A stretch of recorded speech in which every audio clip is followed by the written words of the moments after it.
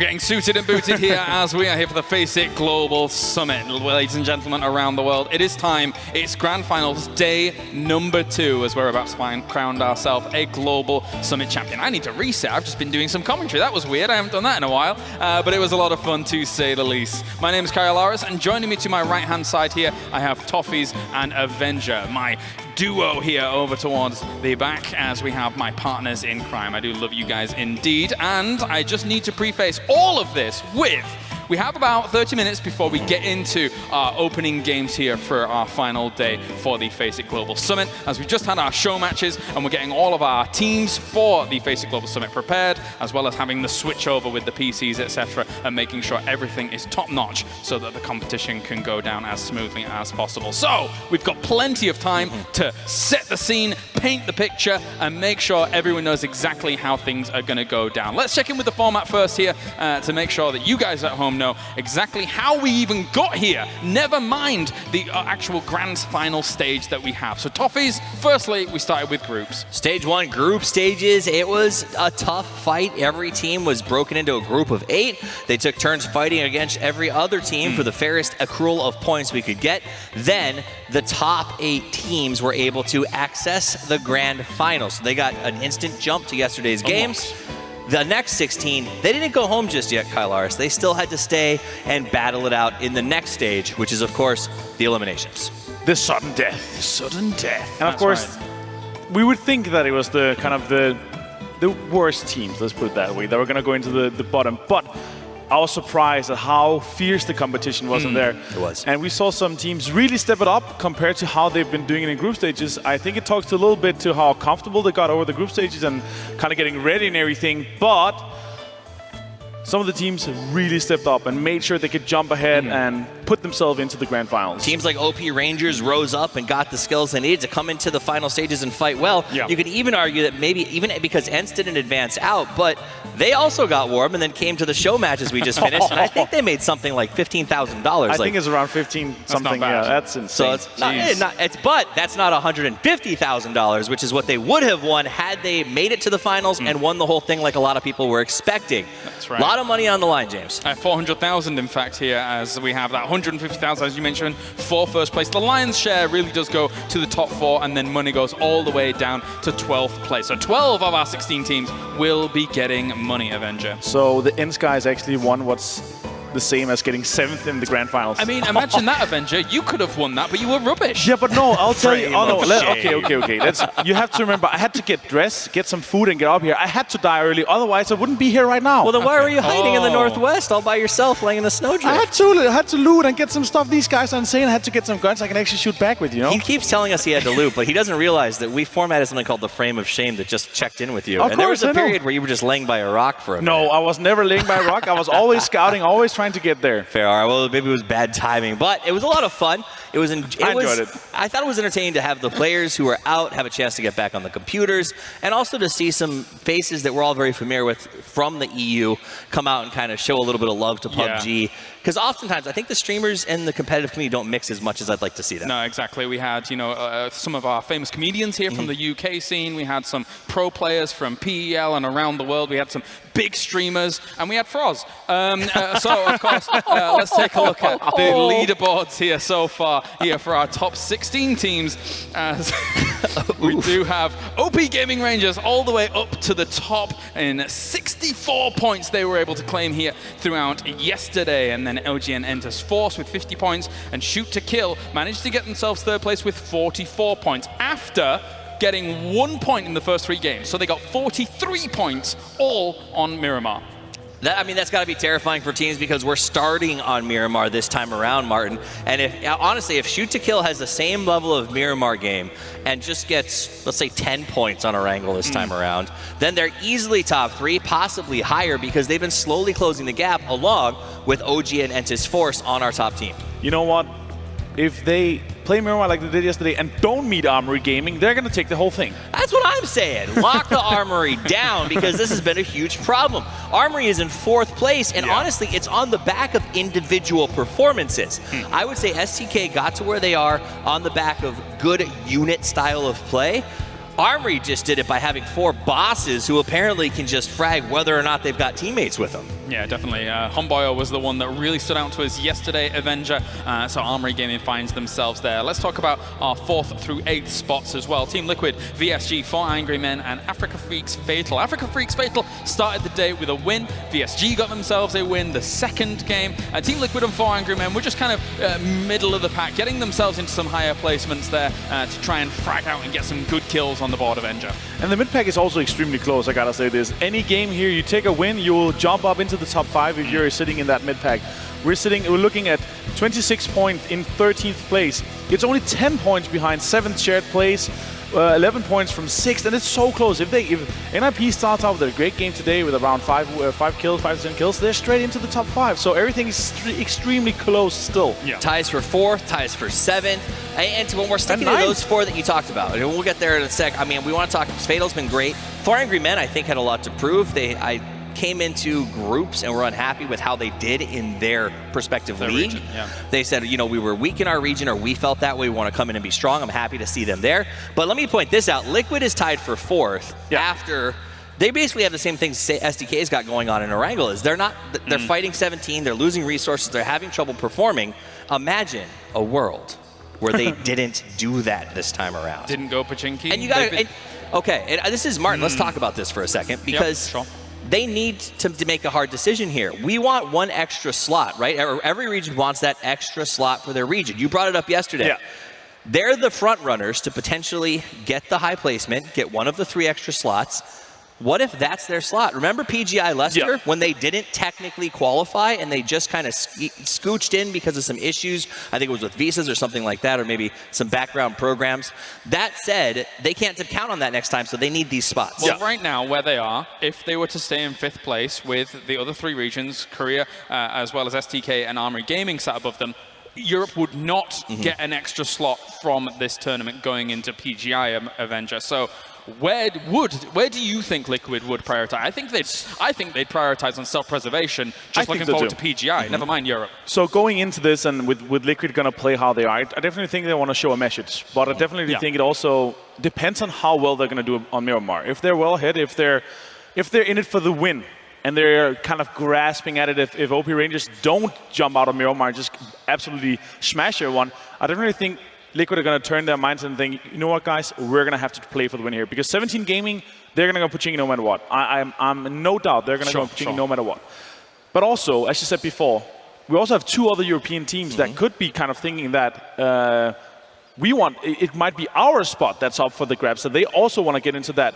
They could be setting up camps. They could be setting up bridges. There's so many potential kind of setups for this, because it's their own spot that's kind of on the risk here for the global championship. I get that. They're in striking distance, but it then comes down to, remember, PUBG is very different than most other games. It's 16 teams required to scrim.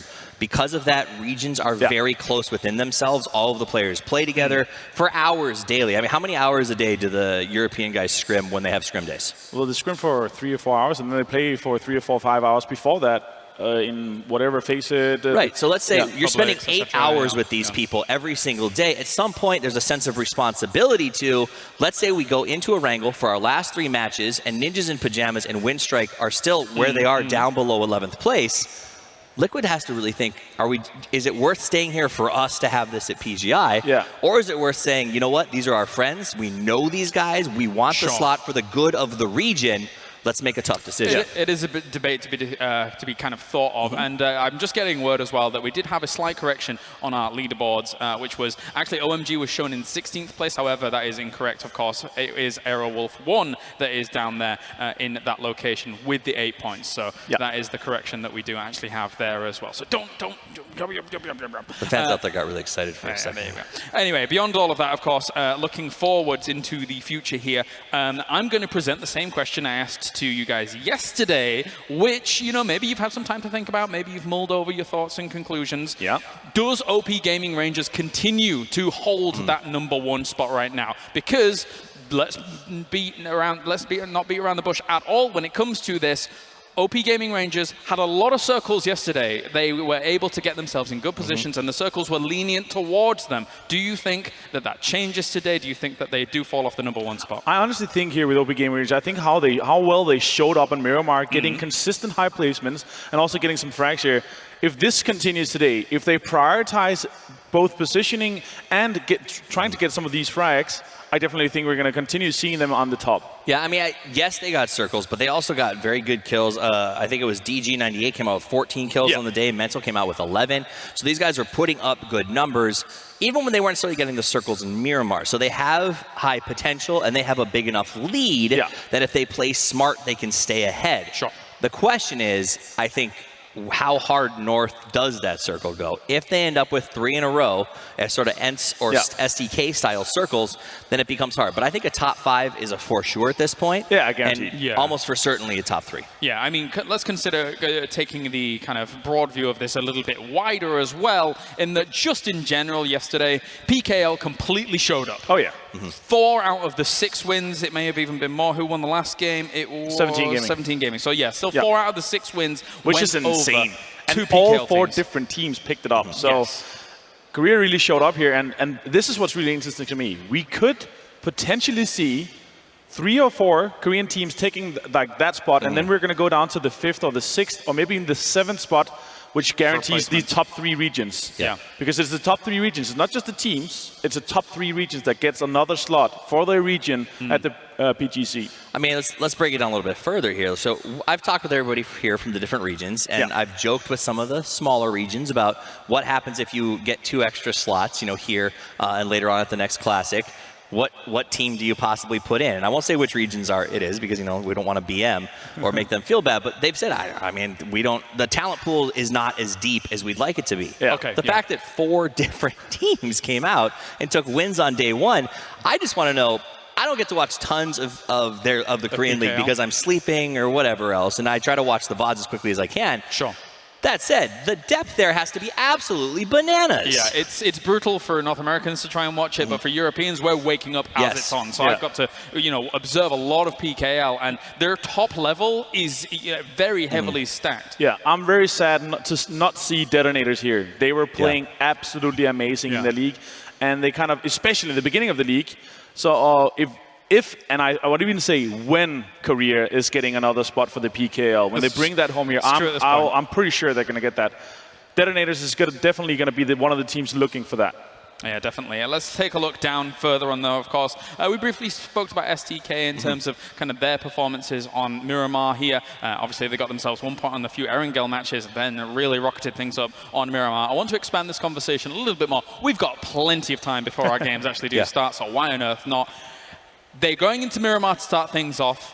How do they change things on Erangel? Or was it just a symptom of the circles? Is that something that really did hinder their prospects when it came to the start of yesterday? So to me, it was a combination. It was about circles plus timing, right? Yeah. The biggest issue with Severny is that you have a long rotation. Boats aren't really an option because you can't make all the way from up there. You have a choice. You either go to Milta Power Beach to try and get some boats and make a long rotation from that spot. Yeah. But if someone drops there, those are gone, or you fight on bridges. And I don't think they were expecting the speed of rotation from every other team. By the time the guys from STK got to Severny, looted and got in their cars, and it was still pretty quick, the bridges were crossed. There were only 3 teams still on the north side of the mainland. Like, that's crazy. So the question is, sure, I'd never blame anything on luck, but that is a very difficult adjustment to have to make, and then to do it twice in a row mentally is exhausting for the next one. I was sad to see that many Southern Circles, honestly, because SDK was one of the teams that I expected to come out on a good start. And especially when we see these Northern Circles for these guys, they really tend to show up. As we said yesterday, if they are not hunting the circles, if they're not etching, if they're in a good position in Circle 2 and Phase 2, and especially Phase 3, then they're going to frag out. And we saw that. We saw in the group stages as well. They're capable of doing that. I mean, and I want to give a shout out to the mentality of this team. Oh, yeah. Sure. They had 1 point going into Miramar. Yeah. They somehow took a short lunch break, got their minds back in to play. Yeah. But this is them. This is how they work. They work together. They're always hanging out. It's pretty rare. So I have trouble sleeping when I travel sometimes. So I'm up pretty late messing with the Twitter sphere. It's rare that I see any of their players, you know, up at 1 a.m. banting or memeing or any of that stuff. It seems like they take a very future-forward, like classic sports style of thought into how they train and how they work. Let's take a look at our players to watch here for our final day of the FACEIT Global Summit, as well as we've been hand-picking a few here and there to start off the day and highlight exactly how they've been able to play, as well as how they've been able to potentially play moving forwards. We got Duckman's Alo, we got Nuki, we got DG98, and we've got Monkey King. Guys, I'm going to open the floor. Avenger, starting with you. Who do you want to talk about and why? I just want to start with Nuki. Obviously, he's my home guy. I know him very well from PEL. And Nuki yesterday in the first game just showed up that massively and carried his team to the 3rd place and got that many kills. It was absolutely fantastic. And also, he's kind of his thought process, and he's so calm no matter what situation, how much pressure is on. He's just so calm that he can make this work. And obviously, Nuki, 10 kills yesterday. It's 10 points for his team, and securing that 3rd place is also an additional 5 points. So 15 points from just his yesterday's performance in win strikes points. I mean, the calmness even speaks to kind of spray control as well as recoil control. When you're watching him here in these highlights, you're seeing the recoil control with an SLR, very content to allow the gun to dip back to where it needs to be and then be able to continue that fire onslaught.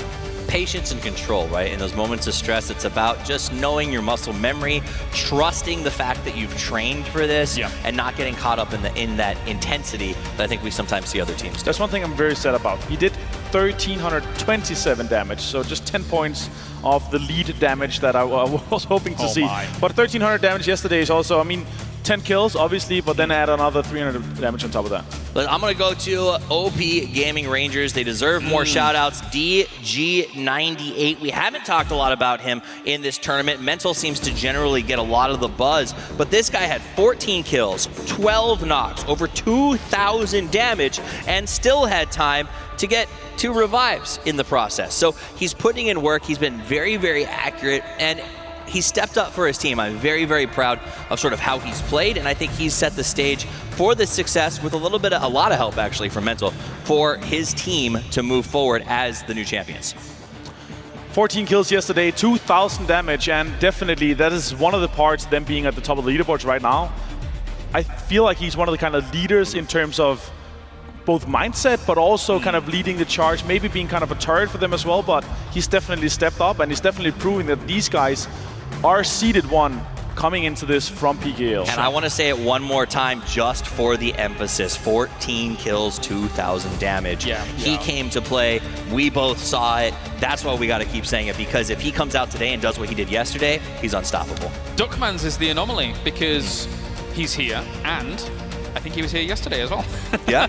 So congratulations, Duckmans. You've earned yourself double position, double spots. Well, I mean, we saw him play pretty well the first time around, so we decided to feature him yesterday. And then we looked at the numbers today, and he was 4th with 11 kills, 12 knocks, 1,500 damage. He's putting in more and more work. And honestly, Armory Gaming almost seems like a team that's just put a bunch of superstars together, because every time we talk about them, like, they're just destroying. And Duckman's is awesome. I mean, we almost picked Homboya for this location, but we thought to ourselves, we featured him quite a lot yesterday because he was amazing. And he also got the MVP, right? Yeah. So obviously, we're looking at Armory Gaming. We're going to be looking at both Duckmans and Homboya, the rest of the team. But as you see here, Homboya, a 1 versus 3, but a 1 versus 1 3 times. Winning that was absolutely amazing. He continued that. He finished up that.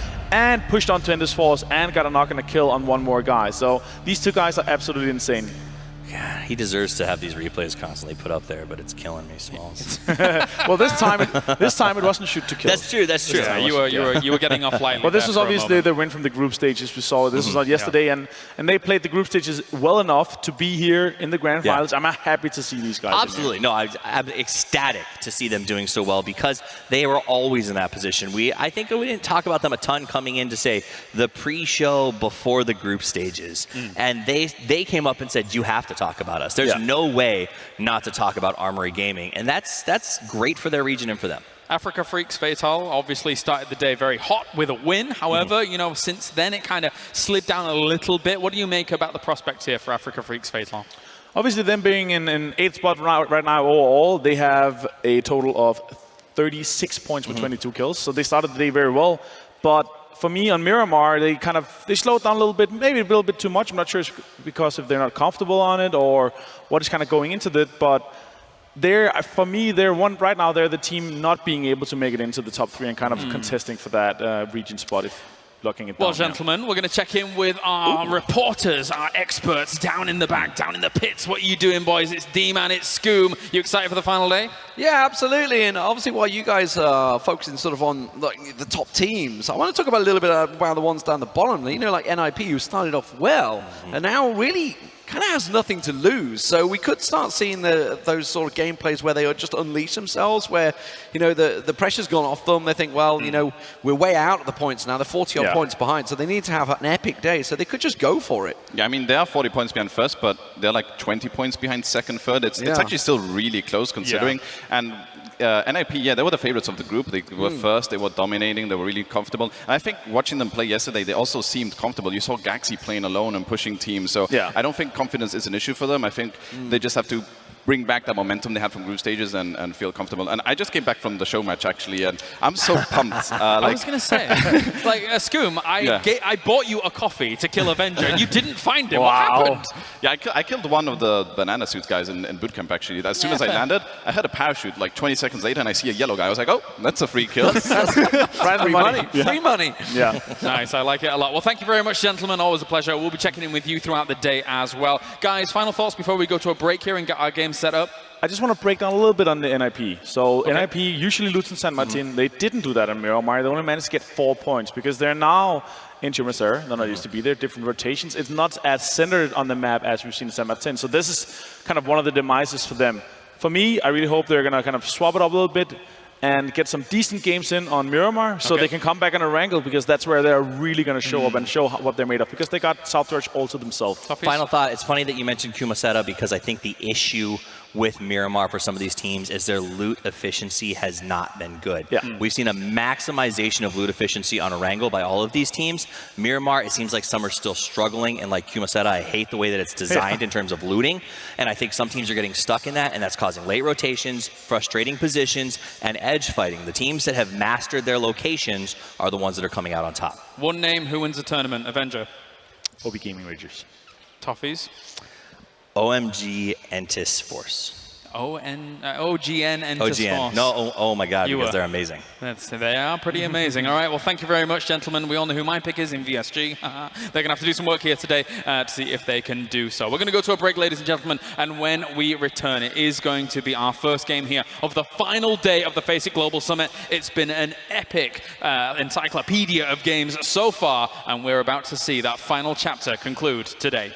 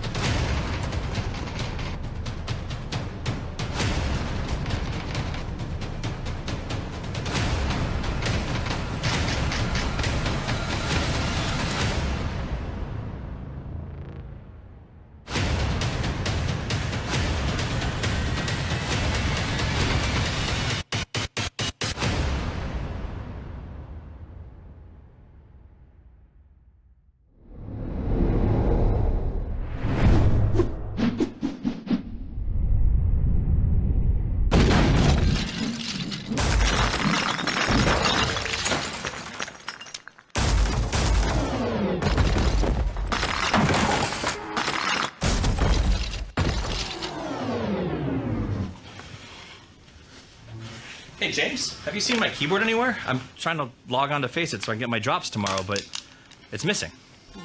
No? Well, I mean, all right, I'll check the desk. We've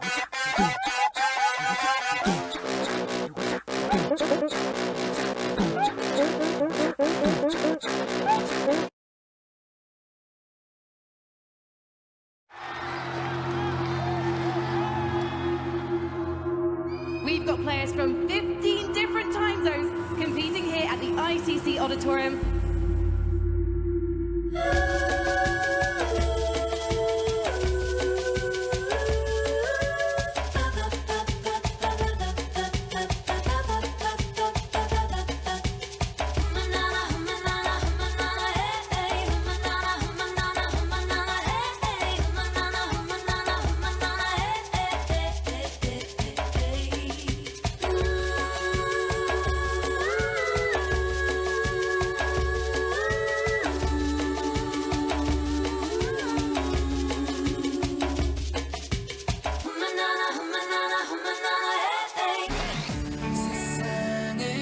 Mine now opens up. We've seen the Rangers literally in the distance there. Shot. He found Lambu, but the spray comes out from YY.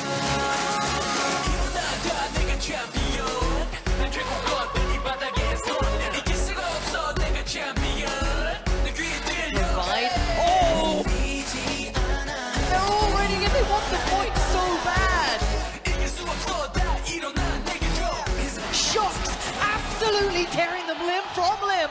What a play from this man. For you guys, they're going to run over and just punch him to death. Not even use the motorcycle for the style, but there we go. That's Brazilian Crusaders getting the first respect ways to kill it. Icky goes down to the swing. There we go, incognito. I love it.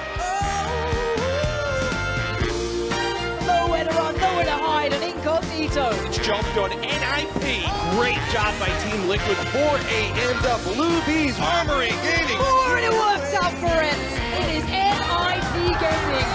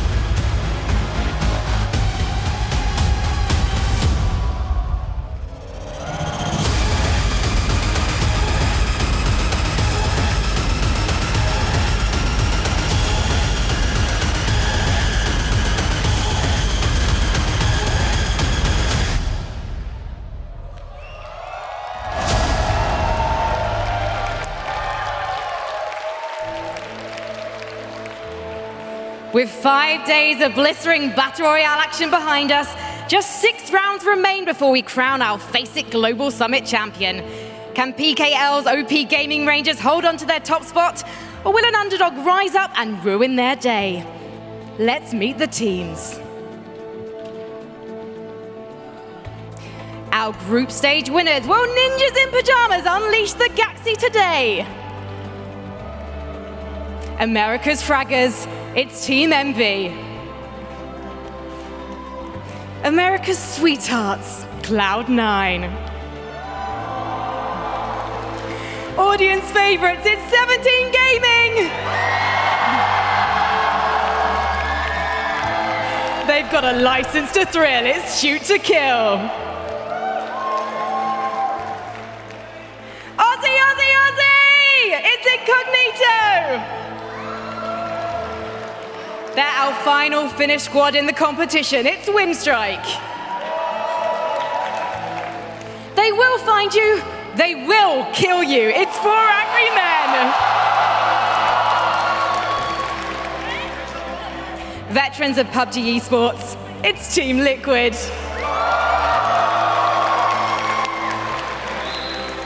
Never, ever underestimate this team when they're down to just one man. It's Armory Gaming. They're our leaderboard toppers, OP Gaming Rangers. Don't let them get their hands on a bolt action sniper. It's Team VSG. Stealthy, steady, deadly. It's Tempo Storm. Watch out, Little Red Riding Squads. It's the big bad Arrow Wolf 1. The Beast, say chic. It's Africa Freaks Fatale. And finally, the OGN enters force is strong with this team, but will it be enough to move them up into that top spot?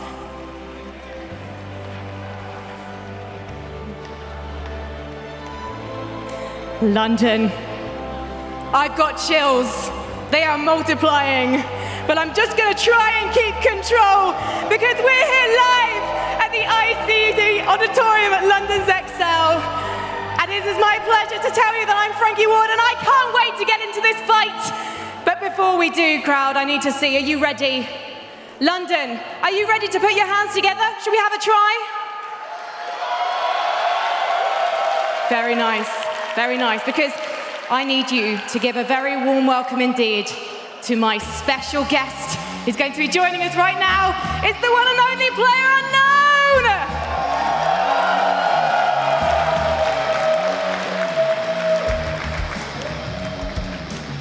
Hey, Frankie. Hello, Brendan. How are you doing? I'm doing bloody fantastic. Good. And what do you make of the first ever PUBG Classic? This is fantastic. Like, really, I mean, the crowd is amazing. We've seen some great action, and I'm really loving this. And what do you think of the crowd, speaking of them? I mean, really, I want to take a moment to say thank you to everyone sitting here, to everyone sitting there, to everyone backstage that helped put on this event, because it's been truly amazing. London, are you enjoying yourselves? Now, Brendan, I know this is a sensitive question, but do you have a favorite team? Maybe I should start my own team. No, I mean, it's so close. It's 25 points between the top 13, so I think anyone can win today. But do you have a personal team, a personal preference? I'd rather not say. Oh, I never get anything out of him. He's so good at keeping things to himself. But thank you so much for joining us, PlayerUnknown. Thank you so much, Frankie. And I'm going to let you join the action because we need to get to three boys who definitely have some predictions, and let us know yours using the hashtag FACEITGlobalSummit. But for now, let's head over to Claris, Toffees, and Avenger.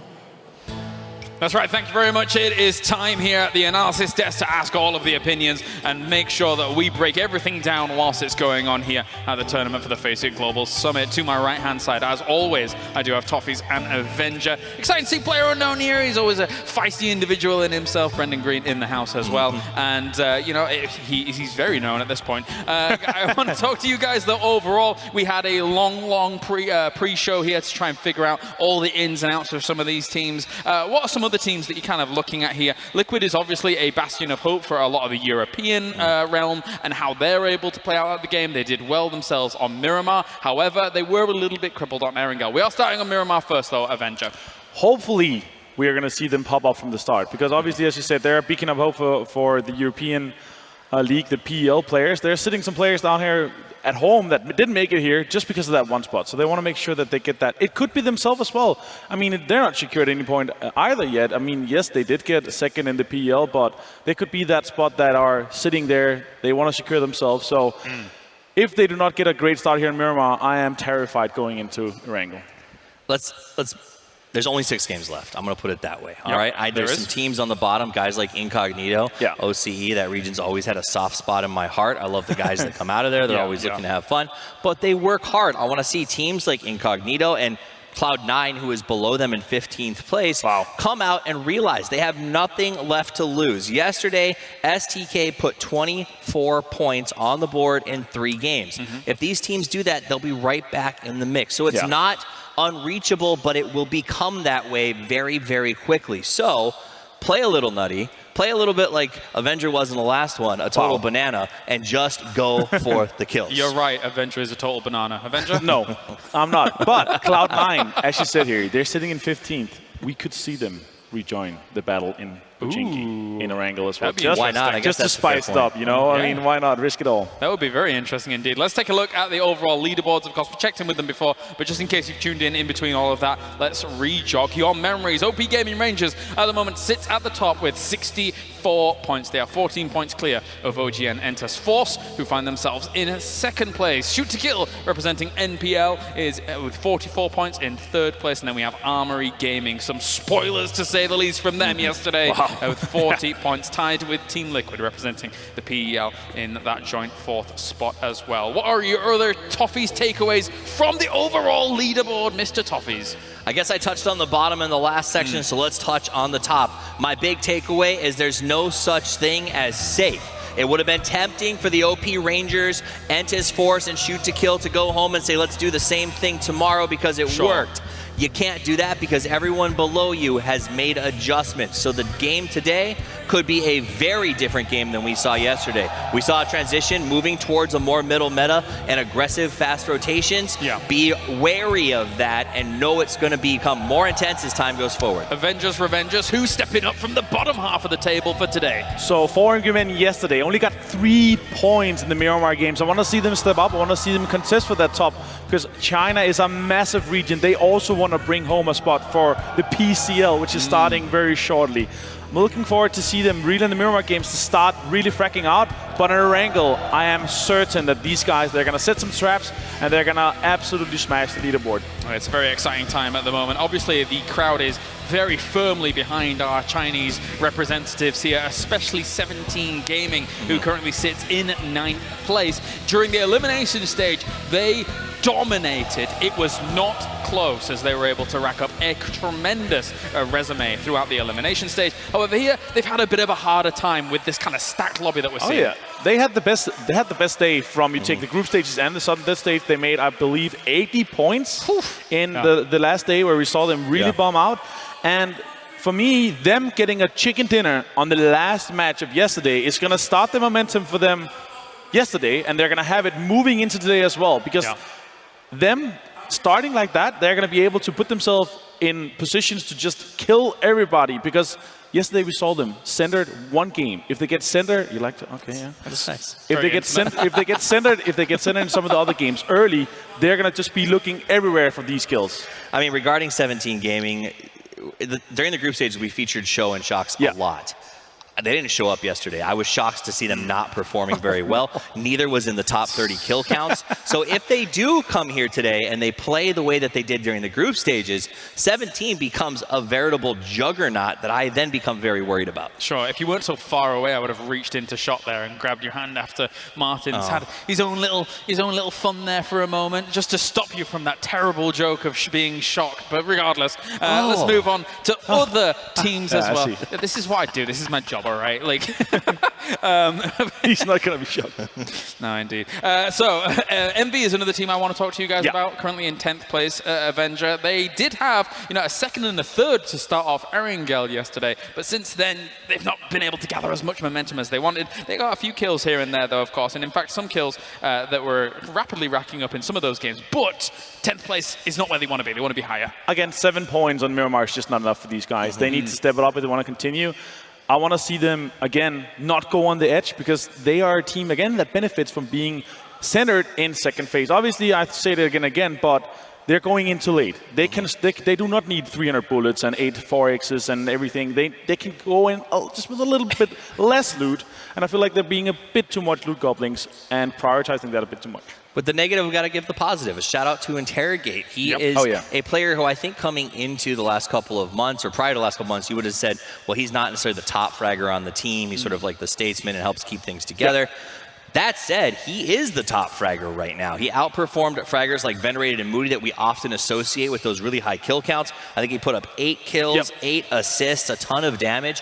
And so a big a big shout to him for seeing that something needed to happen with the team and stepping up and just doing it himself instead of fulfilling what I think is his more traditional role of that backline position. Yeah, and finally, when it kind of comes to our North American teams here, Tempo Storm is a name that is big and highly brought up when it comes to teams that we thought were going to be able to perform extremely well from the MPL itself here. So far, not the best of starts when it comes to the grand final stage here, and I think they came in with really high expectations from your region. When Tempo Storm is on fire, it's like lightning strikes. But when Tempo Storm is having a rough day, they fall completely flat. And today, they need to figure out which one it's going to be. At the end of yesterday, I couldn't help but notice their communication was degrading rapidly. They seemed like they were moving into that sort of finger-pointing phase of the process, and that can't happen. They've got to be smart, stay focused, and act like they did during the group stages, where they were a team, and when mistakes happen, they said, it is what it is.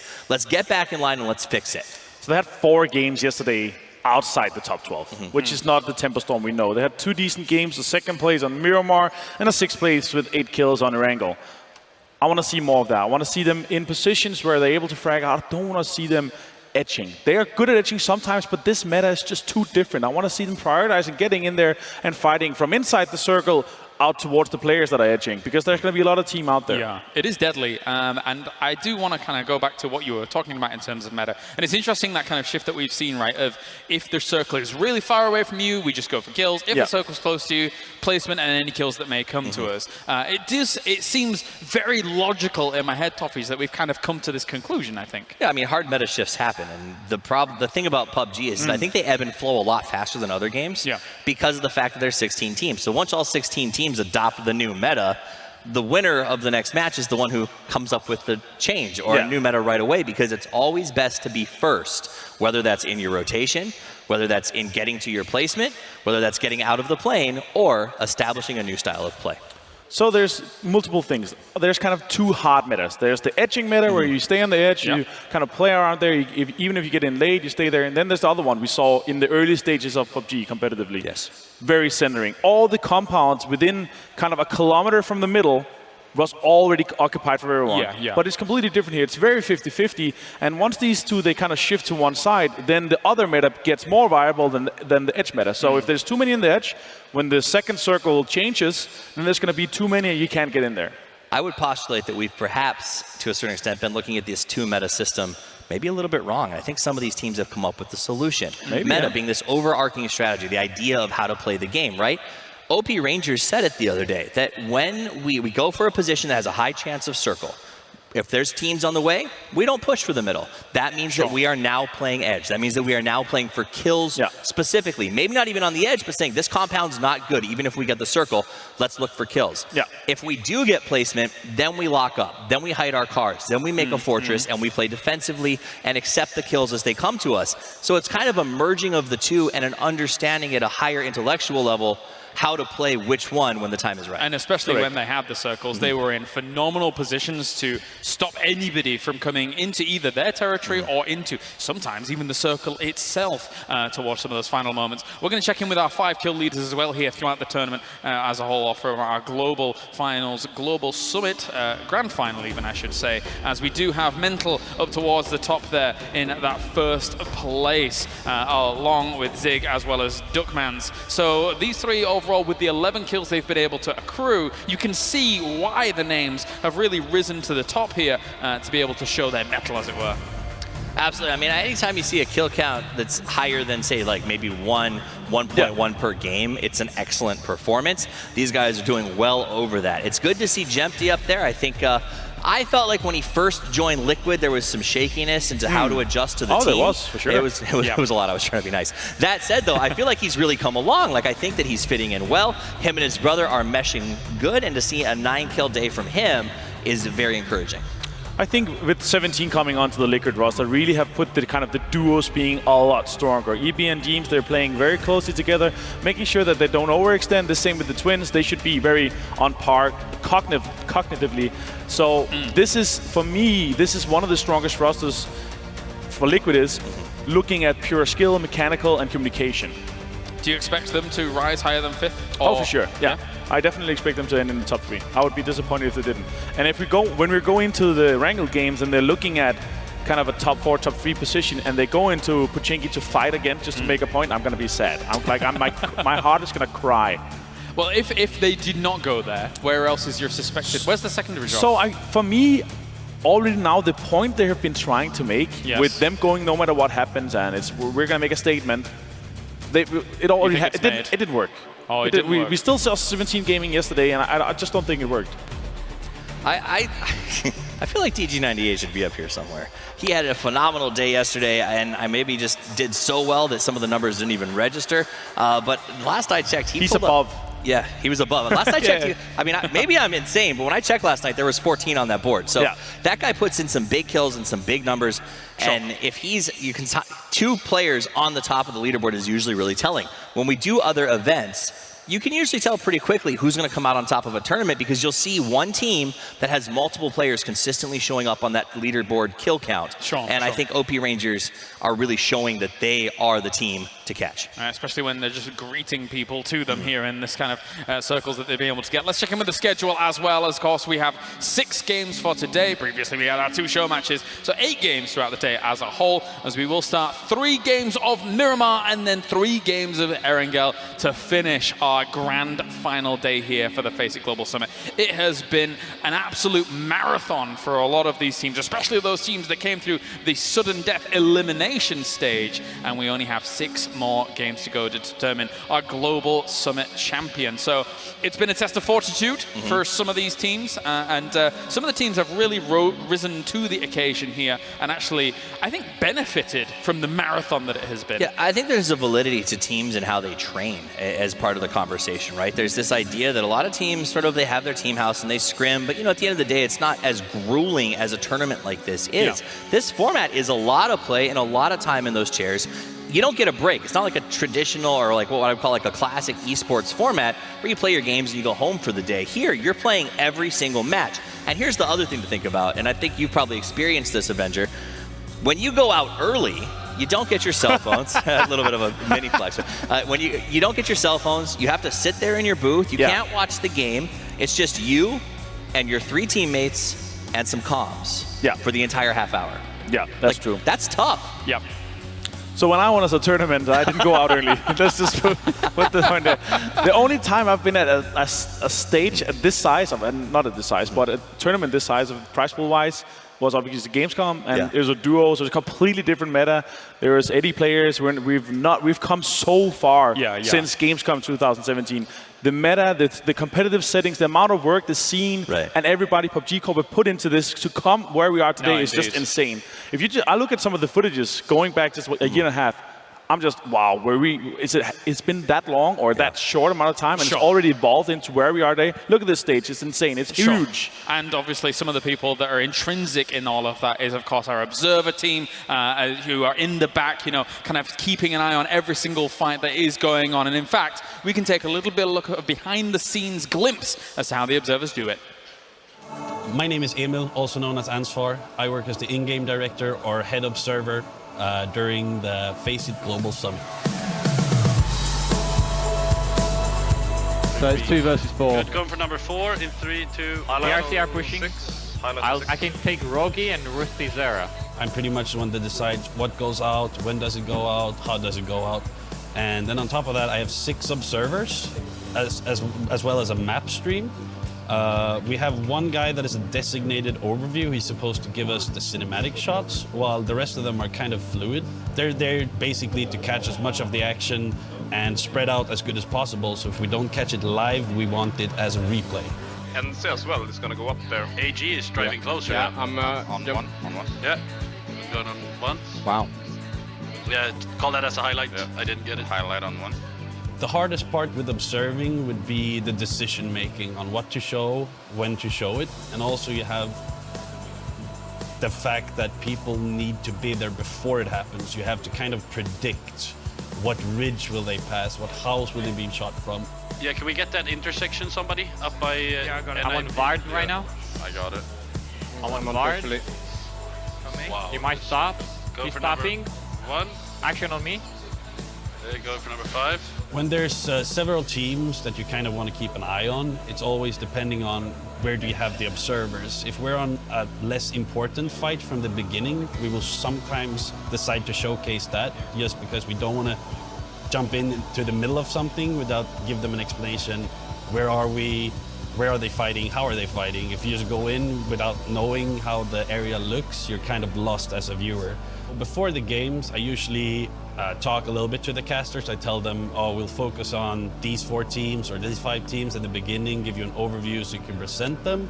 And then it's kind of give and take. Sometimes I will give them what to talk about, and sometimes I'll respect that they're talking about something and then give them the footage of it. So it's a very important collaboration that has to work, because if it doesn't, you'll have a flawed stream and the viewer won't really, you know, if the caster and the footage you're watching doesn't add up 90% of the time, it's not worth watching, in my opinion. This event gave us a really, really good start, so we didn't really feel like we had any issues when we came into the first game of the day, and I feel that it showed when you looked at the broadcast, because sure, I have input on what we can do better, but as a first day, I'm just super happy, and I couldn't be more happy to work for FACEIT out of all TOs. Yeah, I'm on you. Yeah, got it, number 5. Good start, lad. Good first game, good first game. I've made plenty of jokes this tournament about you guys, about the observers, about our casters, but actually our observer team is phenomenal. So a big shout out to them here for bringing all of the action to us. It's a great opportunity that we get to actually have them be able to view this experience for us along the way. So thank you very much to them from the sincerest bottom of my heart. Wasn't that touching? That was nice. Normally I'm a cold-hearted, but regardless. And also a big thank you to Vertigear for joining us here along the journey, as well as they provide the awesome chairs that all of our players are sitting in, as well as HyperX for providing us a ton of X factors of the matches that are coming along. Toffees, you look so confused at me. You were confused that I was nice. No, I was just the chairs so comfortable they can even turn your cold heart warm. That's true. I do want to give Ansvar has been phenomenal in the directing capacity of the observer team, and also a big shout out to Wilhelm, his second in command. Every day to like kind of gets a little bit of fun for the observer team. He makes a bet with them. He said he has lived and died by his mustache for a long time. Yes. And he promised if it's a military circle for the last game, he's going to shave it off, and he actually did it. Well, yeah. He looks ridiculous right now. Well, but now he looks like an extra from Prison Break. Yeah, sometimes, yeah. But obviously, also, they're back at full strength today. They've been sick as well, and they've still been pulling out these amazing observations, right? Yeah. But they're back at full strength, so D-Man, he's not gonna be observing today. He's experienced. So it's not that thing. He's doing great, but they're back at full strength. So I'm really curious and excited to see what these guys. I mean, we had to be in a really desperate situation to have pulled. Okay, I'm back to my normal self apparently. No, there are allegations, and this sort of I think goes into the finals right now, that Tempo Storm Sharky may have been patient zero for some of the sickness that's been moving around. And I do know that Tempo Storm has been aggressively battling. I know, right? These signs, they're so good. They're so cool. I just wish I was that good with the light bright. I mean, a big shout out to our Chinese contingent that has come out here to support their teams as well. It's fantastic that so many have traveled to support their team, support their region out in full force, which is really cool to see. Especially 17 Gaming has been getting so much love here throughout the tournament so far. That to say, Tempo, I think, has been struggling because they've been sick, so hopefully they've kicked it, and let's see if they come back today, I guess, was the moral of that story. It's time. Final thoughts, Avenger. I am looking forward to see 4AM stepping up. I think the fans here is going to love it, and I think they're going to be pushing in for Miramar. They didn't get that much points yesterday, but if they get a good game here to begin with, they're going to be absolutely slaying it for the rest of the day. And we love a great atmosphere in here because we're going to get that from that. Oh, yeah. My final thought for this one is it is go time. This is PUBG. It's time to go out, collect points, collect kills, not play scared, not play and hope that maybe you make it to the end. This is Battle Royale, and the only way you win is by taking out every person standing in front of you. Now's the time. London is the place. Let's do this, James. It's all about the trophy, and it's all about catching up with OP Gaming Rangers at the moment for the FACEIT Global Summit. London, raise the roof. It's time. It's going to be game number 1 of the final day here for the FACEIT Global Summit. Let's head over to the commentary team. It's Paper Thin, and it's Matrim. thank you so much. And here we are. 6 more games left. We're going 3 on Miramar, then making our way over towards Erangel. Miramar was absolutely nuts yesterday. Naturally, we had Korea doing a nice job on the Erangel matches, but Miramar was just a mixed up fight, and it was chaos, and I loved it. Yeah, Entis Force was able to secure a win on Miramar, giving that quadfecta here for the Korean teams, winning 4 games yesterday, but Shoot to Kill was the real story of Miramar. No doubt about it. No doubt about it. That team is unreal. Shoot to Kill on Miramar is a thing of beauty to watch, but there is a little bit of kryptonite that's happening on Miramar that is Armory Gaming. These guys, I swear, every single time they are down to 1 player left, they pull off some nutty play that nobody is expecting. But here we go, guys. The plane is getting ready to go up in the air. We're moving into our last day of this massively awesome event, and here we go. We got El Diablo to get us kicked off in the left-hand corner, giving us the look, getting us ready. A pretty southern-heavy plane path here, so this is going to be difficult for teams that want to go further up north. Maybe, we might not see anybody even try for El Azahar, Cruz de Valle, Tierra Blanca, those areas up north. We'll have to find out as the plane comes down here. OP Gaming Rangers out the gate right away. They've been going Puerto Pariso because Tempo Storm likes to go Impala. They've been kind of bullied out of that position by Tempo Storm. You're seeing some of these other teams drop here. AG going south, Incognito heading towards Los Leones. It's going to be a scramble for vehicles for some of these teams. They're going to be dropping, trying to scan the ground, figure out where they can drop at, try to see who's going to be landing next to them as they're just going to try to grab a vehicle and make that stretch up towards the north. It's either that or last-minute rotations, and you don't want to start the day with an easy out wipe, so you've got to make sure you play as safe as possible on a drop like this. Yeah, absolutely. Already we're seeing AG do this thing where they split one of their members, usually Duckman's, way out from the rest of their team. Most of AG is on the south central coast here. Duckman's is up almost towards Picado. Does AG get to power up if there's a certain amount of distance between the alive players? Is it just got to be one guy by himself, or does everybody else have to be dead?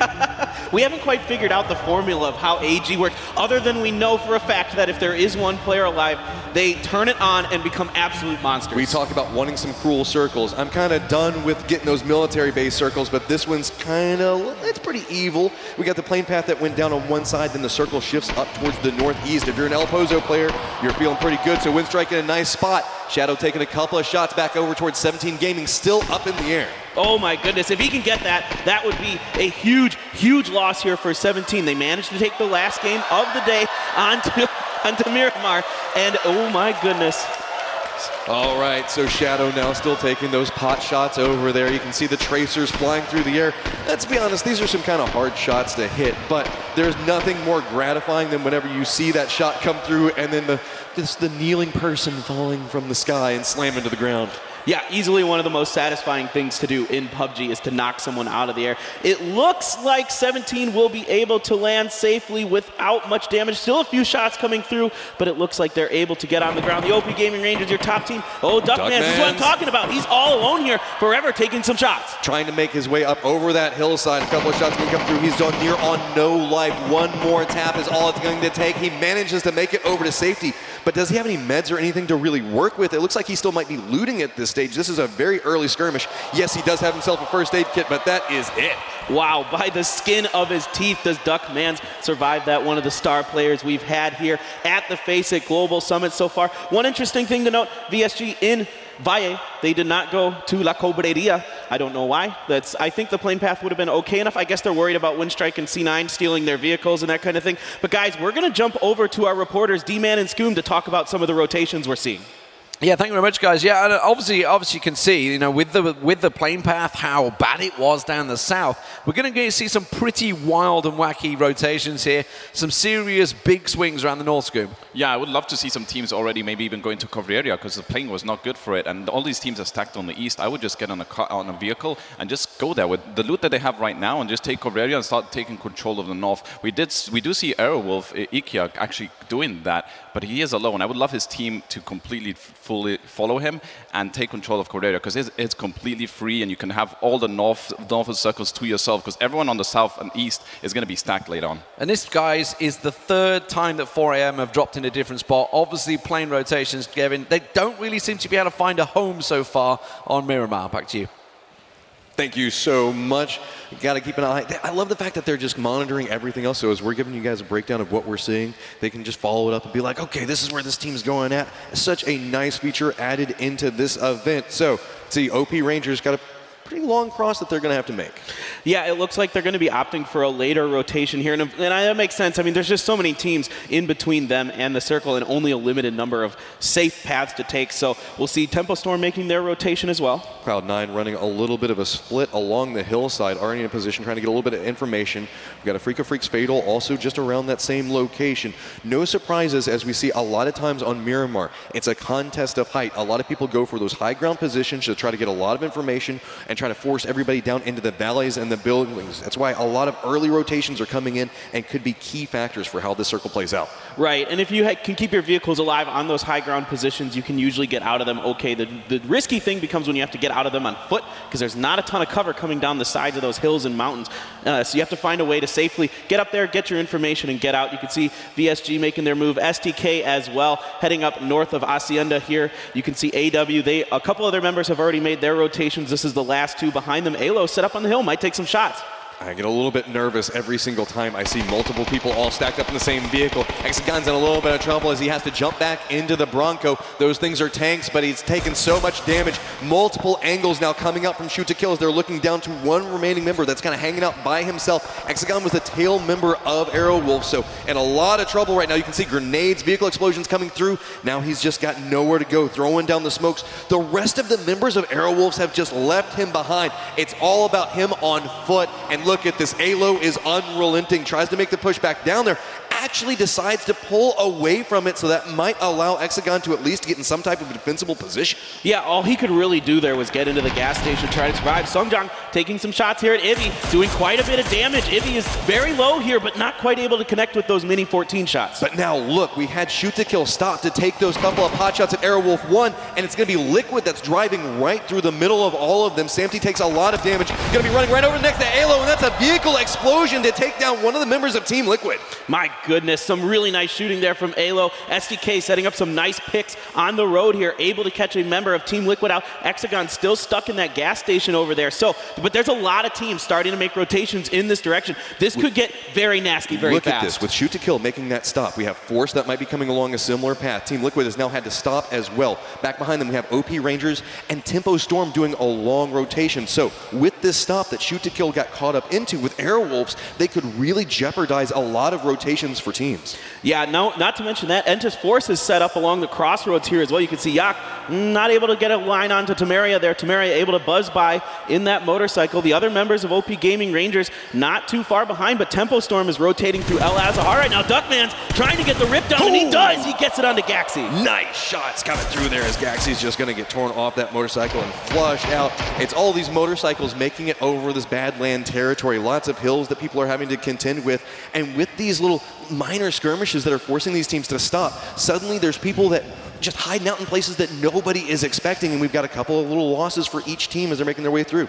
Yeah, absolutely. You can see C9 setting up here just north of Monte Nuevo. They've got 4 a.m. around there. AFF is up in that area as well. So C9 trying to gain control of this high ground, maintain this somewhat central location in the circle, and keep 4 a.m. and the other teams off their backs. I mean, they've got the center spot. They've got a great sight lines, but 4 a.m. does look like they want a similar location, might make their way up around that. Actually, it's going to be one of the members of NIP that's taking a couple of shots back over towards Godby and gets the down onto him.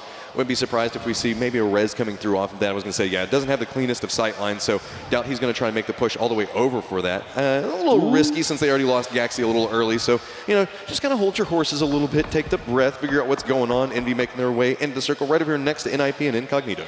Yeah, NIP here, they're taking some, getting shot at by C9's Profi here. Nothing really connecting there. The other members of Incognito are to their south as well. And so there's a lot of teams grouped up around the northern area of Monte Nuevo. You've got Incognito, Envy, NIP, 4 a.m., C9, AFF, all in this area. This is very dangerous. If we end up having the circle go to this location, everybody that has to rotate in, these are some massively great shooters. I mean, whenever we talk about the best in the world, world, let's be honest, this is some of the teams that we know are the best, and trying to rotate through this spot would be terrible, but the circle actually moves just a little bit north. That's going to make it rough for NIP and specifically Envy as well. As look at the amount of teams right along the south. Yeah, absolutely. I think Aerowolves having a bit of trouble getting that Murado over the hill there, but I think Aerowolves made a great rotation. It's almost like they might have listened to Scoom here. They went around up to Cobradia, now they're up on the Crater Fields. Moody taking some shots at members of Incognito. A little bit of damage done, but they're opting to get in their vehicles and make their way. Airwolf 1 just cutting across the Crater Fields location. It's a little up and down, but pretty easy pass as long as you're paying attention to how you go through there. Captain in a precarious spot on the back of that buggy, but you can see VSG, Cloud9 already in rotation. While Cloud9 was inside the circle, they weren't too happy about that position. Remember, we're predominantly around where El Pozo is at and Crater Fields as well. Alo does go down inside of an exchange and just get flushed out. We talked about it's this back and forth that we've been seeing over with Shoot to Kill and Force on the other side of it. But look at this, 17 Gaming now looking back down towards 4AM. Nice shots connecting onto one of them, looking back over towards ZGG. ZGG is trying to make the cross over there, but Captain on the back of that buggy was just such an easy shot off of it. Monkey King, one of our players to watch today, getting things fired up early here for 17. He gets the kill on the Captain, moving now to regroup with the other members of 17, or he might set up to get a bit of a recon position there on the outside of their flanks. Not necessarily the safest place to go for a res, but you gotta do what you gotta do. They don't want to lose another member in this situation, so everything's starting to get a little bit clustered around Crater Fields. Everybody's playing around that ridge that makes a nice little position, but there's also a giant hill off the other side of it. Team Liquid caught up into a little bit of a skirmish with multiple teams, actually, as Cloud9's around this location. We also have VSG making a cross. You know, I'm pretty impressed that Ibiza is still kicking here. He was in that same vehicle with Samty that got blown up by, I believe it was STK, as they were making a rotation there, and he still found a way to regroup with the rest of his team and make it here. Look at Jeem's position. He's actually separated away from the other two members of Team Liquid. Remember, they do like to run that 2-2 split to try to get them some type of anchor position inside of a circle. Still opting into running that. We got Jeems that actually has Nerf encroaching over here next to him, taking a lot of damage on near on no life. One more snapshot does connect, and that's going to be Jeems getting the down onto Nerf. No other Cloud9 members around, so that's probably a kill. Yeah, Nerf there trying to make a rotation solo there to gain some either information or ground for his team, but Jeems was there. Like you were mentioning, a great position there from Jeems to pick up some, it gives them some information, it gives them some territory control, and now it's going to give him a kill.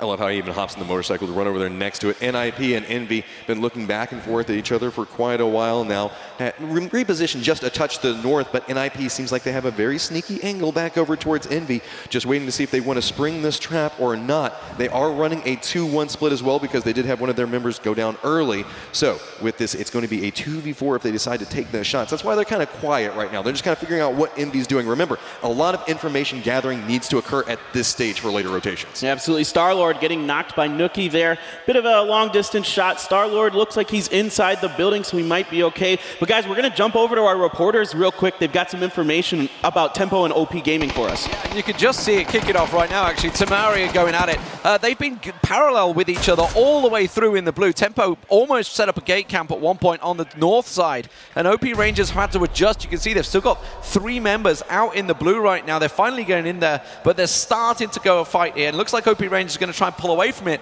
But as you can see on the map, in a moment, Hexagon is kind of being drawn towards it. The circle goes their way. So this fight could be for a big battle position on the north. Thank you so much, and you can see that on the other side of that we had Envy and NIP getting caught up into a fight. That's going to be another member of NIP getting taken down. Just 2 members remaining, no longer running to run that split. They're going to try to regroup, and they're not even inside the circle as well, so they're going to have a dangerous rotation ahead of them. And nice shots coming out on the other side of this from Zampa and your boy Dre getting OP Rangers down. With these Chinese fans, they don't seem to like your Koreans too much, man. No, definitely whenever a Korean team gets killed or not, the Chinese fans are very happy about it. Zampa trying to get a rip on the DG98 there, nothing happening. The other members of the OP Rangers were a bit a ways from Tamaria. Tamaria did get that knock on the Sharky, but Tempo Storm was able to get the res and then return the favor, got the kill and the knock on it, Tamaria. AW1 taking a couple of shots over towards Windstrike, going to go for a little bit of a reposition now, it looks like. Not too terribly afraid of, not enjoying their position. Jumping back to back onside that motorcycle, going to have to be very careful as they make that cross through. Crater Field seems to like the place that we're going to be slowly and steadily herding all of our players over to, and it is an absolutely crazy place to have a fight as 4AM gets a nice shot back over onto one of the Incognito boys, also gets to take him down. You can see Ronan a little bit of trouble, already down to half-life as well. 4AM here, they did get the kill there, but now they're getting shot at from Entis Force to their north, as well as having to deal with Incognito trying to push in here. Now, 4AM has a bit of a positional advantage in terms of trying to keep Incognito from moving into the circle, but they do have Entis Force on their north on the high ground. ZG trying to cover that, but it's going to be difficult for them to make this work. So the topography of this circle is absolutely insane. Naturally, we have crater fields inside of it. Surprise, surprise, there's a giant crater off on one side of it.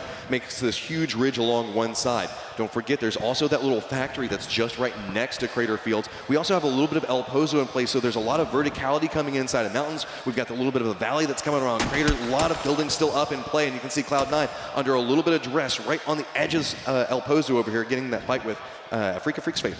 Right, Afrika Freaks Fatal. They're kind of in the circle here, mostly in the circle it looks like. So is C9, so we might see them wait this out for a little while, just see if they can find a knock on each other or anything like that. They're in kind of the slums here is C9, and AFF is trying to push up slowly but surely, trying to inch their way forward, trying to cut off C9 in case the circle does rotate away from them. Remember, we did see one of the members from Cloud9 get taken down early, so this is a 3v4 situation. Another person we saw go down earlier was Incognito player, as 4AM's got a nice little split around them, but does have OG and Entis Force back behind him, having to keep an eye out behind him every single time he looks around. K-Mon has the angle, does not get down style. Going to opt into the grenade, but the follow-through comes out from Profi. Grenade on the other side of it. Lambu's over here right next to Style. Another grenade going right inside the windows. Look at this. There's nowhere for Lambu to go as he gets taken down as well.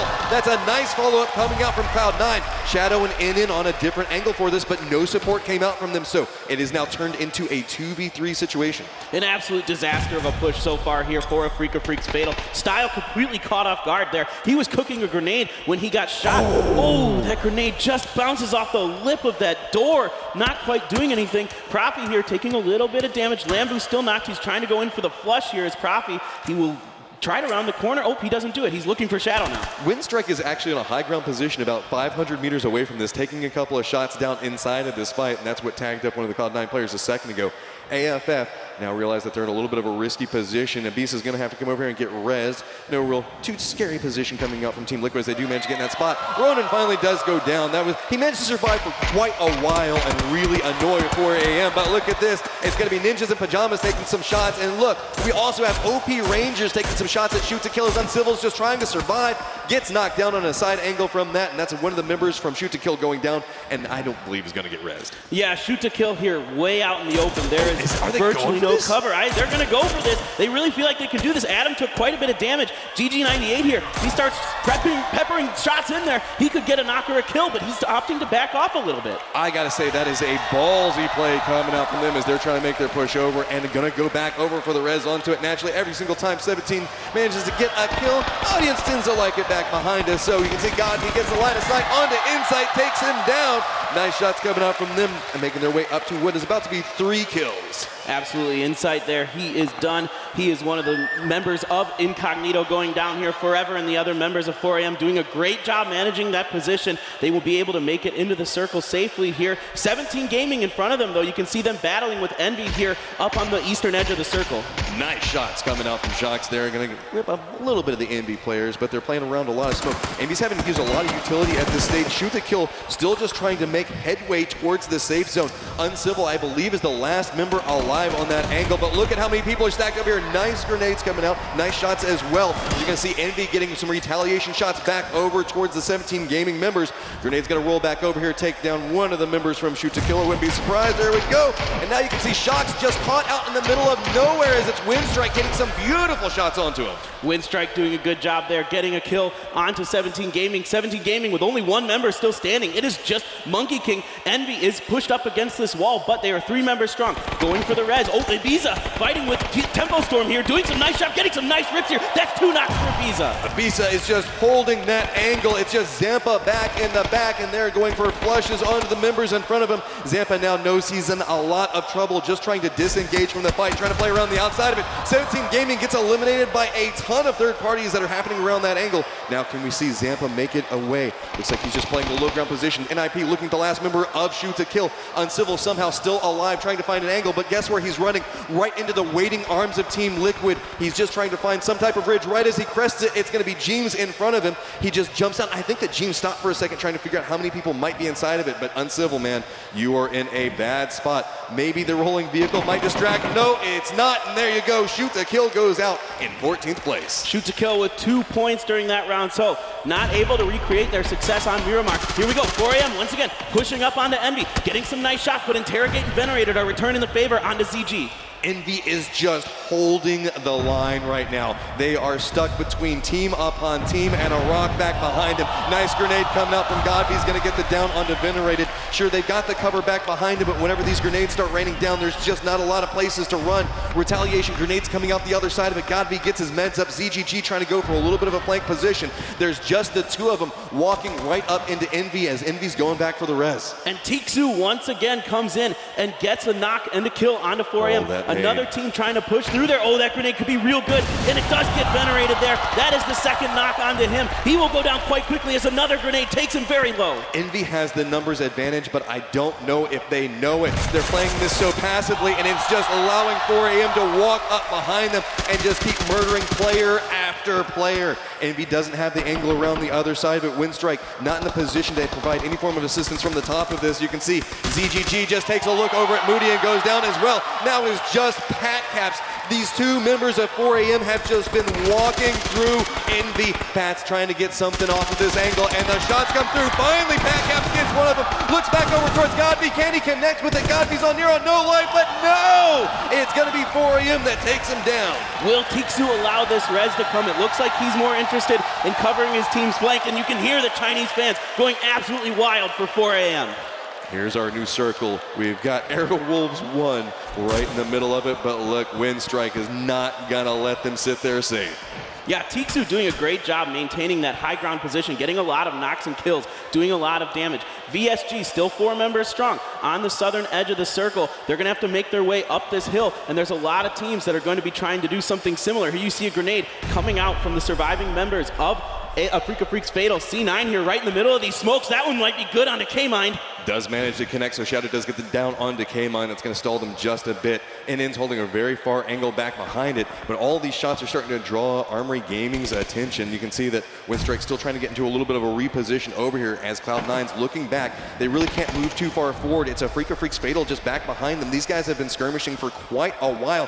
NN actually goes down to the blue, so it's just Shadow, and he walks right up onto Lopes, goes for the down and the flush, but there is a retaliation shot actually coming from multiple different angles, so that's going to be a lot of damage that goes over towards the Freak of Freaks and Cloud9 both getting eliminated. Yeah, Tixu doing a fantastic job maintaining this position. Now, Starlord did end up getting the kill onto Waikika and that'll be Incognito going out in 9th place here. But I love what I'm seeing from Tixu. He is pretty separated from his team, so depending on where this next circle goes, might be a little challenging for them to regroup, but we're about to find out. I love the map knowledge that's coming out from Windstrike. They know how to play the angles. New circle pops up. Going to be favoring over towards Team Liquid. Windstrike and Airwolves not having to do too big of a rotation. This is going to force VSG to make their way up this hillside. We also have OP Rangers that has a little bit of their warehouse still in play. You can see it back behind them over in the distance there. So now VSG, uphill battle ahead of them. Windstrike still looking back towards the Airwolf players that are back behind them. This is going to be very, very dangerous. Anytime he takes a shot, he has to assume there might be something coming from Airwolf back behind him.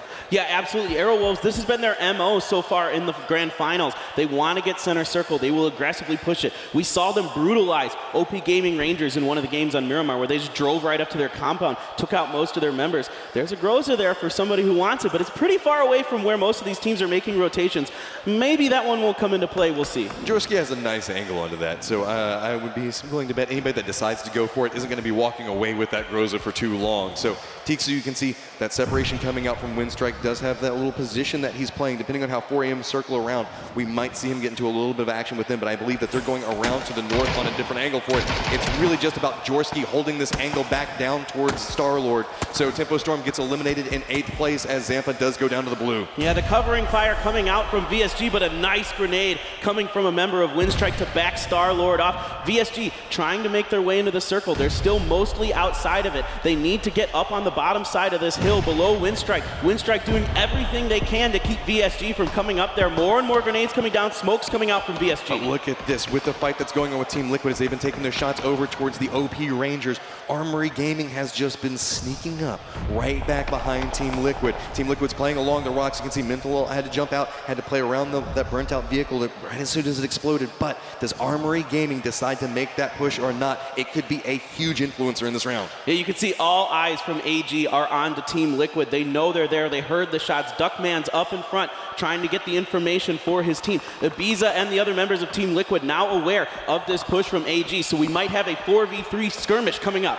AG loves to sneak back behind people and do some flashy plays, but they still got their 4 members up. They have a couple plays. And look, Tixu finds that other angle back down towards VSG. He's got his duo friends off to the side of it, taking a couple of shots. This grenade could be huge. Gonna bounce just a little bit astray. So now we got another one that's getting warmed up. And look, he can just rain down damages. Jorski holds the other angle. Dengshi goes down inside of it. Hulk goes down inside of a grenade as well. So Star-Lord, Juanita just huddled up against that rock. Yeah, that is Hulk pretty much dead to rights here now. It looks like Star-Lord and Juanita trying to heal up, trying to get ready to make it around here. Tixu doing such an amazing job holding this position for Winstrike. So OP Rangers, they did get that little bit of separation. New circle pops. Team Liquid's inside of it. We got AG right off in the distance, looking back that direction, might make that push. So we'll have to see how Team Liquid decides to play this. Naturally, OP Rangers going to have to make a long cross, 4 AM as well, and VSG is going to have to somehow make it up that hill through Winstrike. VSG is going to need some help from another team to make this rotation. There's just too much angles being covered here. Jempty trying to get some shots onto members of OP Gaming. It does not land. It's bait. You can see every single time he takes a shot, the other 2 members of Team Liquid look back over towards AG. They want them to push forward. This is not the best angle for them to take this fight, so they're just trying to see if they can get any damage off on him. So every single time Jempty turns around, takes those shots at OP Rangers, he's trying to force them, going like, hey, look, we're distracted over here. Come, just try to flank us and try to net a kill out of it. And that is the 4 angry men eliminated by the OP Gaming Rangers. Star-Lord, the last member alive, he goes down to the circle. That'll be VSG out in 6th place. Tixu trying to come down. He might take. Oh, he takes the knock. Fall damage actually finishes him off, and it's going to be Arrow Wolves that go ahead and flush him out. So we do have 1 member of OP Rangers now running across the field with the distraction that Armory Gaming has provided. Team Liquid lost that track angle back over towards him, so he actually might make it right up behind them. Keep in mind, that's kind of a cliff face, so he could very quickly make his way up there. Hanboya is playing the high ground right on top of Team Liquid. Hanboya just narrowly dodging those grenades here, trying to get up. AG, the push is on. Here we go. Team Liquid a little beat up. Ibiza is pretty hurt. AG trying to get in here, trying to get some angles on the Team Liquid. So far, not much damage coming out. James has found himself a really nice nook, throwing some more grenades, trying to get AG to back up, and a good connection on the DMG. Nice throw coming out from James. You can see Molotovs now even coming down as well. It's just about angles and just trying to find that right reposition.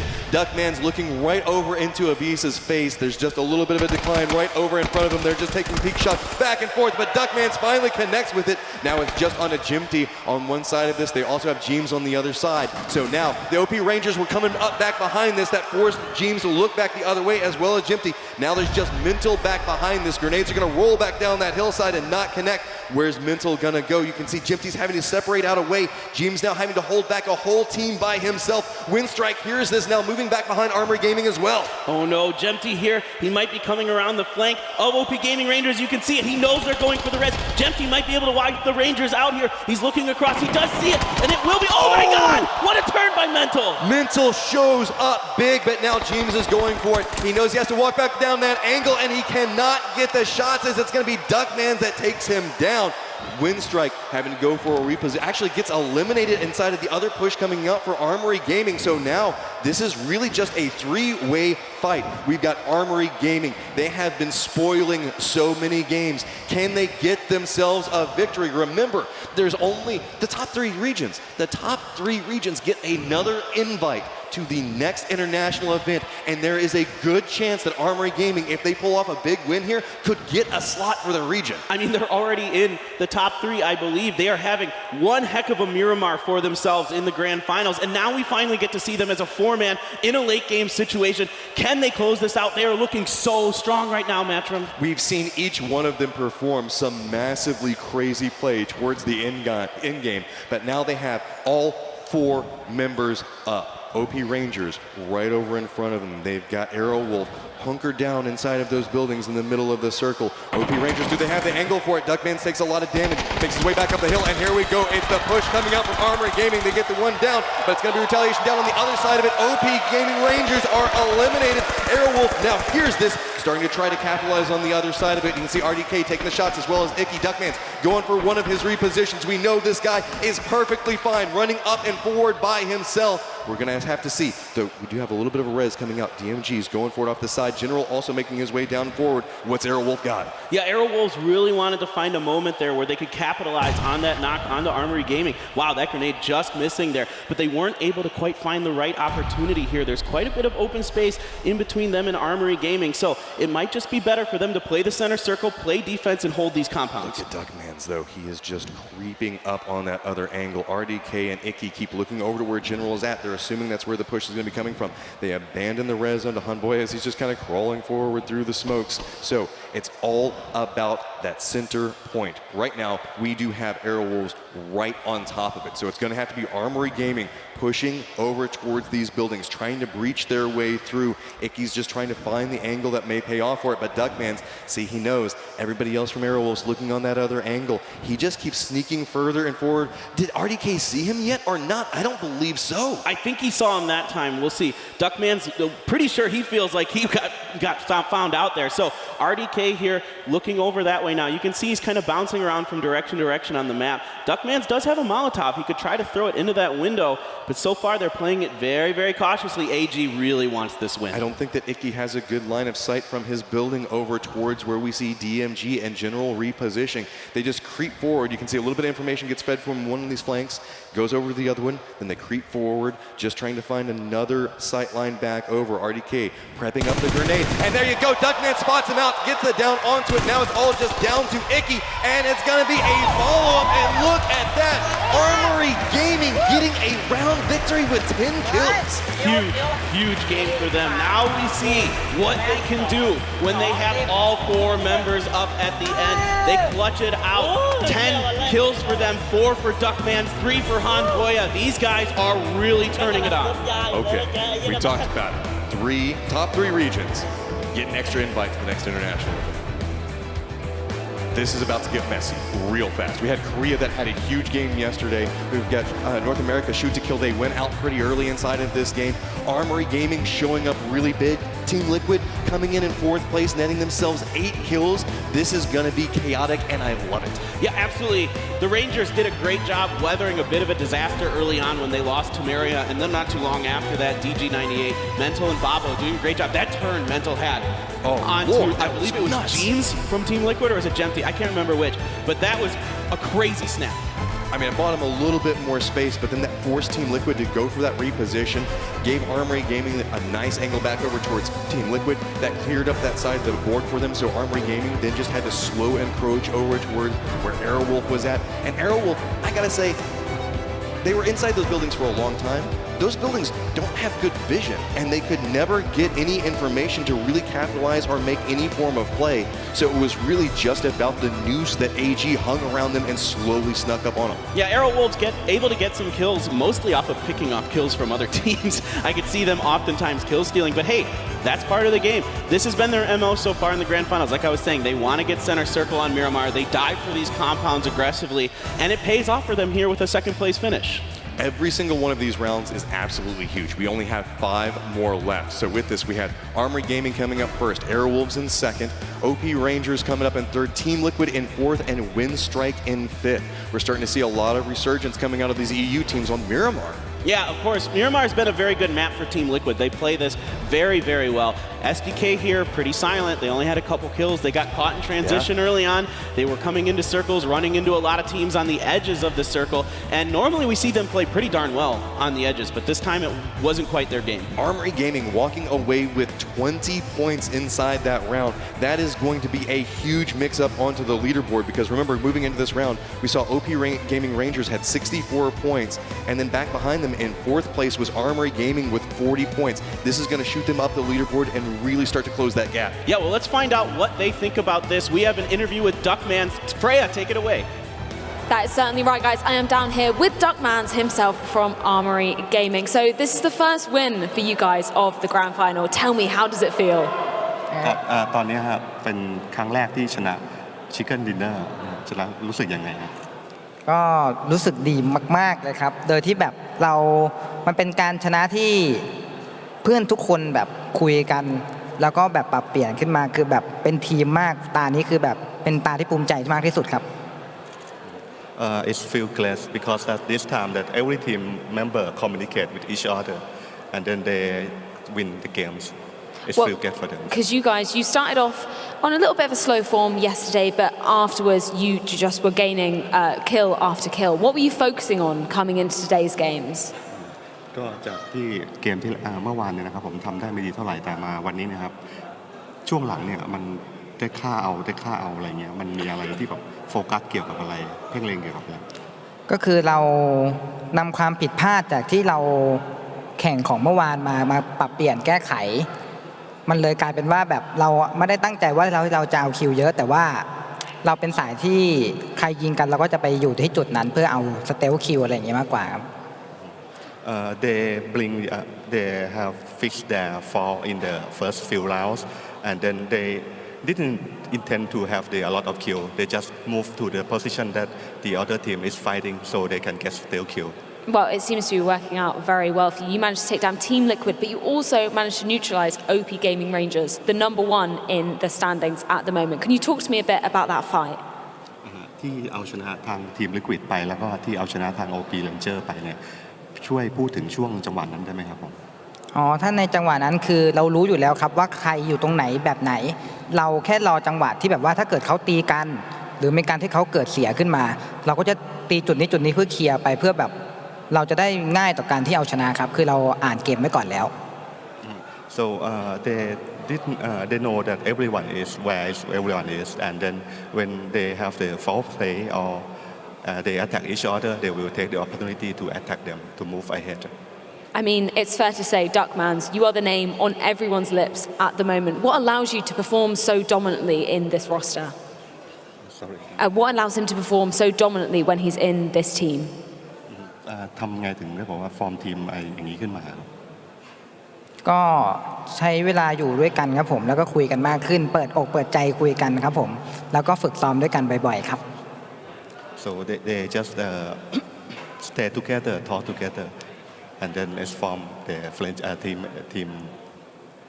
teamwork is forming out. Well, it is definitely working out for you. Congratulations on that incredible win. We're going to head back over to the desk to break that one down. That's right, Armory Gaming continues to ransack Miramar after a 4th and 3rd place yesterday at the very end of the day. A 1st place to start off day number 2 here of the Grand Finals for the FACEIT Global Summit. What a way to start from them. That's going to be rocketing them up the scoreboards. Woohoo, I couldn't say that for a moment. Yeah. And joining up towards the top with OP Gaming Rangers. Joining me, Toffees as well as Avenger. Guys, Armory Gaming keeps impressing us and now comes out with a chicken dinner in this stack lobby Avenger. They are rapidly on the way to potentially spoiling this entire scene here. Everyone's like, oh, the major region's going to be able to take the top spot. Armory Gaming could quite easily be the Cinderella story of this tournament. Yesterday they were destroying shoot to kill's dreams. Now they're shooting to kill or shooting everyone's dreams down here. And honestly, they're going to be looking very good coming into this last games here. And what impressed me the most here was they did not have any favor to the first couple of circles. Their rotations was on point. They fought their way in. They stayed as 4 together as a unit, fought some big teams, and in the end positioned themselves to take a win, even though that the end circle wasn't on them. That was so well played. I mean, this is the first time that we've seen what Armory Gaming can do when they get their entire team to the final circle. Right? We know that when they get their one guy into that sort of last 2 or 3 circles, they get 5 kills and perform 3rd place, do very well. With 4 of them, it's absolutely ridiculous. Arrowwolf had the center of the circle, had defensive positions, had buildings. Armory said, I don't care. Literally, like, it was headshots again. I mean, One of my big takeaways is the Eastern team's headshots. Like, that's what they go for. They do not care about anything but that, and it is a beautiful thing to watch. I didn't see Samty die like that in a flying Marauder. No, neither did I. That's the way I want to go out, in a ball of flames, flying through the desert on a Marauder. I like that a lot. I'd like to go quietly in my sleep with my family surrounding me. No, okay, Sorry. Taking shots from here. But, I mean, OPR also had a very good game. They went out in third with 4 points. So they're doing what they need to do to maintain their lead. But Armory Gaming, if they put up another game like this, OP Rangers will no longer be able to take this style of play because Armory is gaining ground so ridiculously fast. Big play by Ibiza as well, with lots of sprays coming out on towards Tempo Storm, and it was only Zampa at the back that remained, and he was too far away to be able to respond in that moment. Shoot to kill here going on 14th. It's not the start that they were hoping for coming into this. And also James, he was a radar coming into this, taking everyone down. And here NIP going down in 13th place as well. Not the start that they hoped for. And James actually racked up a ton of kills throughout this match as well. Yeah, definitely so. Africa Freaks trying to get themselves done there, as you saw Armory Gaming up towards the top, getting a few more kills as well, Toffees. And there were a few more exciting fights going down, but Armory Gaming up towards the top, able to clutch out the final moments. One scary thing for a lot of these teams, of course, though, is that OP Gaming Rangers got themselves a pretty high placement. They got high placement. Their kill counts weren't ecstatic. I would be more terrified of Liquid with 4 points and 8 kills because basically they tied for second in this game. But the big takeaway is Armory is locked down. And all of this brought to you in part by NVIDIA.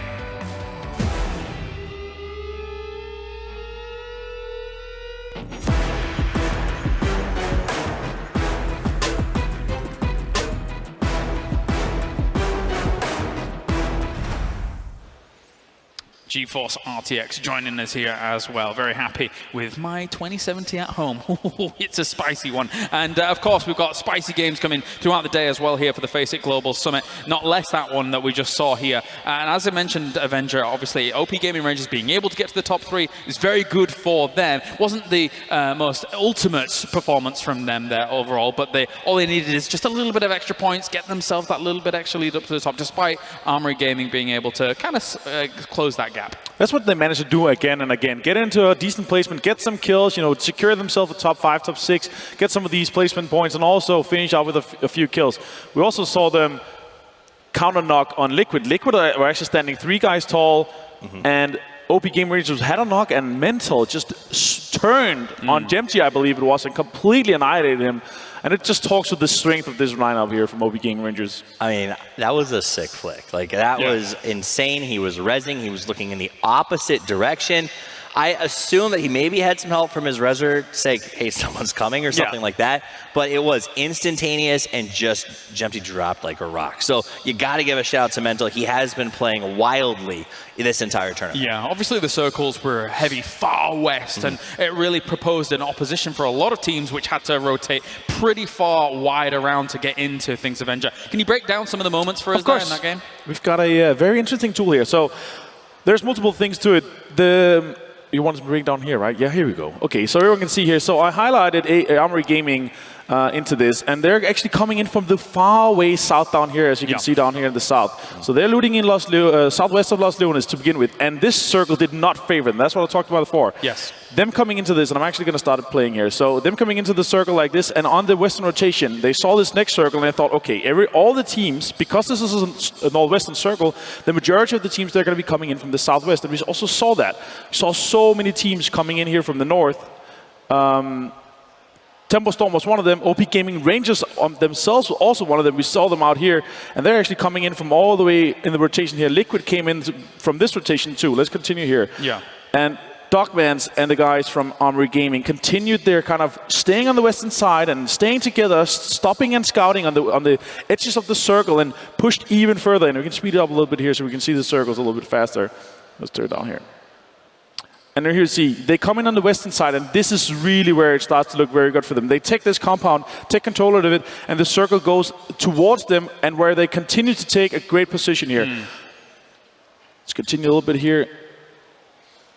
And Team Liquid, they were also in a great spot, rotating all the way from the northeast, but them being able to think about this, there's a northwestern circle. It's going to be open on the west and come in a completely open western side here, where everybody else is getting pushed further and further towards them. Here, of course, is a western circle. They quickly, you saw Dogman pushing himself into the circle. They're taking a spot in the new circle, and this is actually where they won from. They took control of that and pushed themselves throughout this game and all the way to the end as well, making sure they clean sweep the whole western side here. One thing whilst we were looking at the rotations coming in, and thank you very much for that, Vendra, of course, is that OP Gaming Rangers, to highlight our current points leaders at the moment, was very keen about having almost an anchor on one of the first circles. You saw Temeria there, who had already way ahead of the rest of his team, scouted out a strong location for them to go into the edge of the circle so that his entire team could rendezvous with him. Yeah, I mean, they follow a lot of the Korean scouting system, which is one motorcycle and everybody follows relatively far away. And that's what they're doing. I think what you run into is the problem that we're starting to see now, and I think the highlight sort of,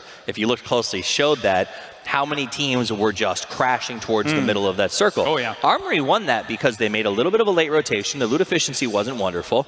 As soon as they made it into the edge of the circle, they took high ground east of Pozo and just watched the cluster in the middle.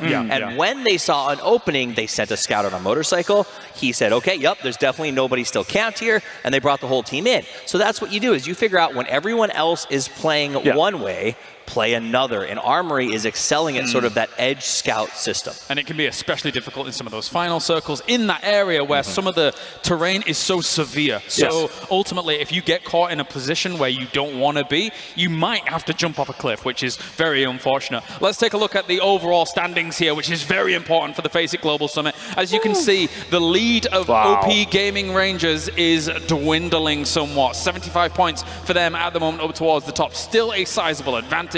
However, Armory Gaming in the last 3 games has made up massive, massive points. In the last 2 games, 20 kills alone here for Armory Gaming, up to the 2nd place. So congratulations to them so far. And of course, I didn't actually even notice this just before, but my boys, VSG in number 3, joint here with Shoot to Kill as well. Gentlemen, what are your takeaways so far?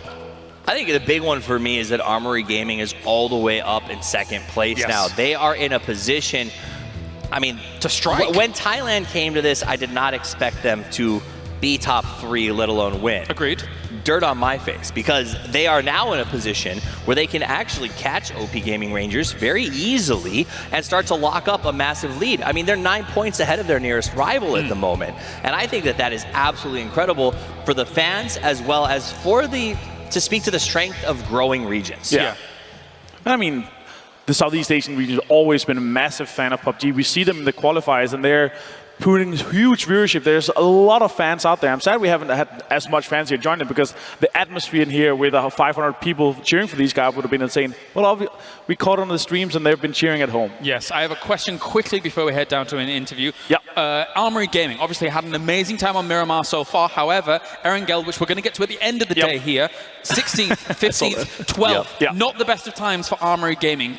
Do you think they have the chops to be able to step it up at the end of the day to potentially continue this Cinderella story? Yesterday it was the worst of times and then the best of times, and now it'll be the best first. And I hope that that propels them to a point where they can maybe be a little more confident in Erangel. I think yesterday they came in and made some mistakes, and now they know how to fix them. Martin? I think so too. Honestly, if they got a few good games in Miramar and they continue these rotations as they've been doing here, we saw the last game, if they continue that on Miramar, in Erangel, then that's going to be going a lot better for them than compared to what they did yesterday. All right, thank you very much, gentlemen. Of course, we're ready to head down to the stage as well, as we're going to check in with our point leaders at the moment, OP Gaming Rangers, with the fantastic Frankie. Yes, we are, and I got Mental with me. And I just need to ask, first of all, aside from a chicken dinner yesterday, your highest placement was 4th, and yet you were way at the top of the leaderboard because you're so good at getting kills, 40 kills in total yesterday. Why are you never afraid to fight?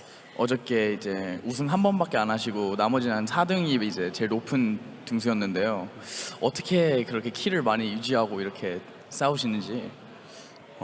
일단은 우승하고 싶다는 생각의 그 집념이랑 저희가 좀 얍삽하게라는 표현을 할게요. 좀 얍삽하게 좀 교활하게 플레이를 잘해가지고 키를 많이 내는 것 같아요. We just like think of the win and we play with that mind, and we kind of play sneakily in a way as well. And I think that's how they get the kills behind the teams, yeah. And you say sneaky, so actually, when you did that res earlier and Jempty came for you, were you just baiting him because you turned so fast and got that knock? It was unbelievable.